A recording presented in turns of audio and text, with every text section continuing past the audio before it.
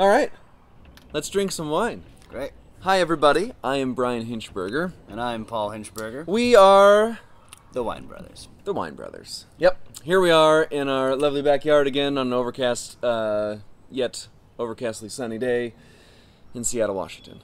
And we're going to taste some wines. So we import wines from Spain and Italy, Bon Vivant Imports. And today we're going to do some really, really cool wines from kind of the central region of Spain. Yeah, Castilla y León is the general community that kind of surrounds a lot of the most popular DOs, things like Ribera del Duero, Toro, Rueda, Sagales. We're going to do some of those today. A little bit of Rueda and a little bit of Toro. So, kind of fun. This is the same winemaker, same overall winery, Alvarez y Diez. Dates back to 1941. The Diez family and the Alvarez family got together, and they've just done exquisite wines. In fact, one of the more respected houses in all of Rueda, and always has been. They make killer wine. Absolutely. And this little wine to my left here is a Verdejo, which is what they're very, very well known for. Rueda, kind of the big grape. Paul, Verdejo. Yes. Big fan? Yes, I am. Kind of. I mean, one of our favorite. Absolutely, it's a great varietal. It's really fresh yet kind of full-bodied. Absolutely. It's a nice blend of like styles between Sauvignon Blanc and maybe Chardonnay, but not Enoki. Yeah. Chardonnay. Full-bodied, spicy, bodied, textured, yeah. and good. So let's check this out. So essentially, like I said, these guys are located in Rueda. Nava del Rey is the town that their bodega sits, and if you check out this label, you see a stork. It's this really cool drawing. I love the packaging on this. This little stork. So essentially, this wine is called Ermita Veracruz, and the reason that being is the town church. So in the center of Nava del Rey is this tiny little chapel.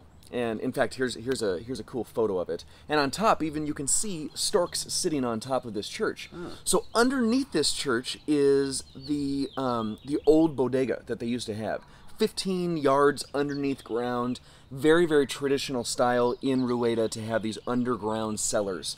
And they still actually use it today, which is very, very cool. So this is kind of their flagship Verdejo, 100% Verdejo.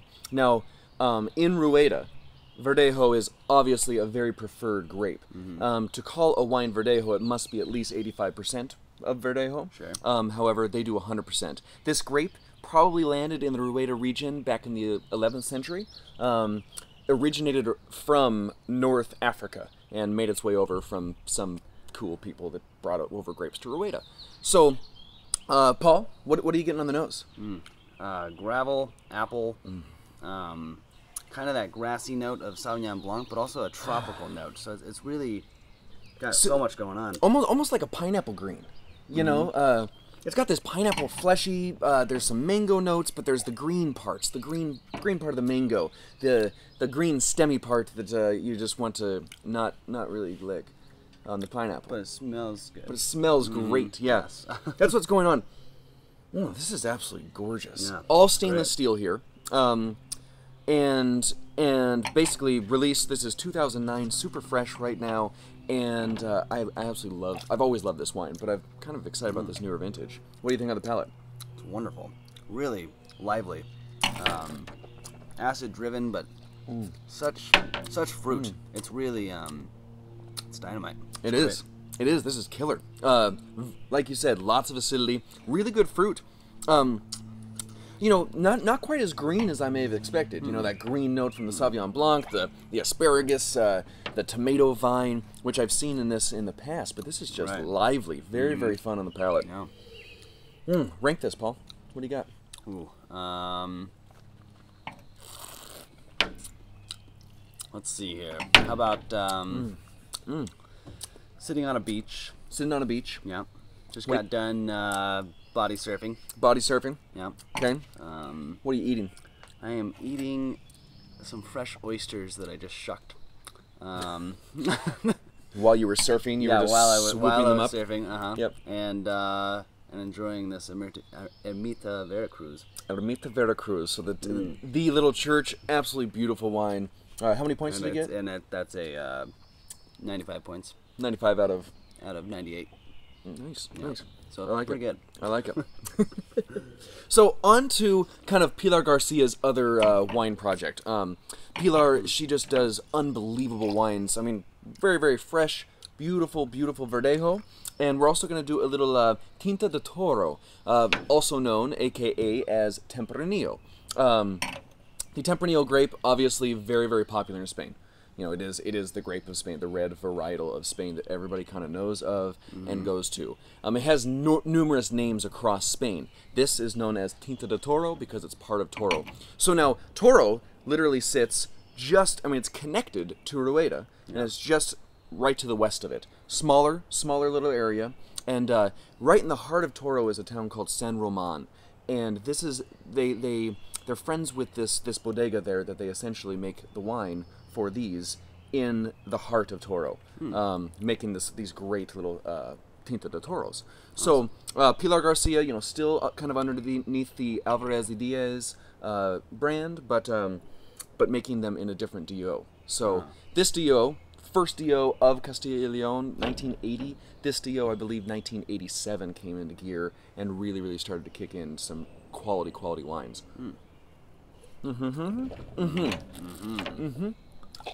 So, I haven't talked too much about the soil here. You know, a lot of like sandy loam, limestone-driven soils, which you mentioned this gravelly note on that white, and it's so there. It's just this refreshing, beautiful underpine of that limestone graveliness. Absolutely beautiful. Similar over in Toro. Toro, unbelievably hot, scorching hot. Summers are just blazing, and it really plays neatly on wines. So what do you get on the nose on this? This is the Tinto Roble. Trying to put my finger on it. It's kind of There's mosquitoes. It's kind of blackberry-ish, but definitely brambly. I always get this brambly note in a lot of these Central Spain wines. Do you get a little bit of tequila? Check it out.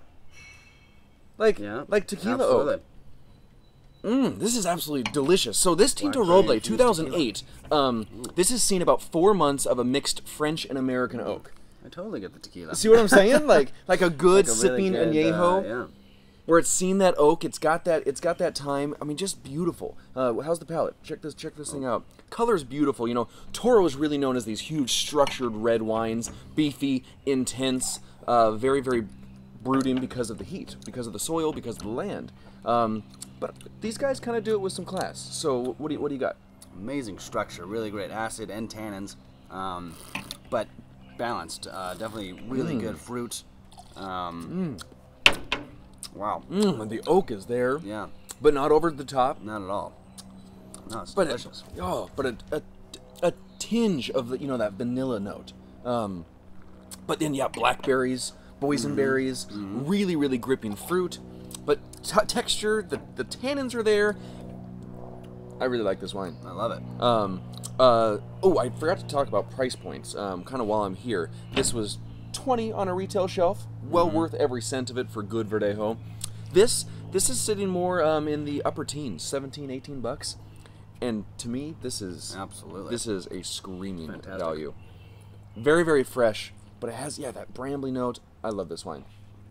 And actually, I have yet to taste this vintage, so this is my first. Yeah. I'm really digging it. Great.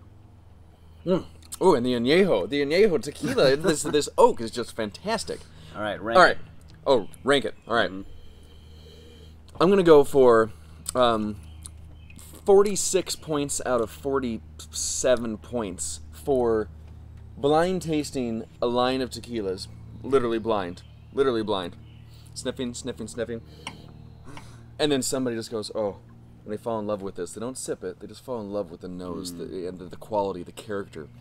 So I would rank this unbelievably high for showing off to all your friends that you can trick them. maybe the beauty of wine and all of its intricacies of flavor. How about yeah, that? all right, fair enough, fair enough. And paired with a nice steak. This is got a great structure for like a nice, ribeye or fillet. Right. So, this now is their more Crianza. It's the 12 Mesas, 12 months in French and American oak. We're dealing with 45-year-old vines here. With the Tinto Roble, more like 30, 35-year-old vines. But great depth. So this 2005, the nose, a little bit more of that. Get that oak. A little bit more of the oak, a little bit more of the cinnamon, the stewed fruit. A little bit more of that brambly cherry, plum, chocolate. Ooh, there's a lot on the nose here. Absolutely beautiful. I'm digging the nose actually. How's the palate? What do you got? Cherry chocolate. It's cherry, not cherry chocolate cake, but maybe a truffle. Yeah, truffle. Gripping. With a nice like center, gooey cherry center in the middle. Gooey cherry center with chocolate wrapped around it, massive tannins. I mean, this is gripping big wine. So pair it with food. Eat it with steak. Eat it with lamb. Lamb is always good with good Tempranillo. In fact, let's go lamb on this. But an absolutely beautiful wine. 12 months, Montielina. So this is kind of their name for their Toro line. Ermita Veracruz for their Verdejo. Alvarez y Diez. Absolutely beautiful, beautiful wines. And this Toro, I'm really digging. Paul, absolutely. Rank this. We're sitting about $24 on a shelf here. Okay. All right. So I would go maybe 93 to 94 out of 100 for like a great table wine with lamb. Yeah, a good food wine. Sit down, enjoy it with friends, crack it open, scrub your teeth a little bit. Yeah. I dig it. Thanks for joining, everybody. We are Alvarez y Diez, Pilar Garcia is the winemaker, making killer Verdejo, killer Toro, absolutely beautiful wines. Cheers, everyone. Salud.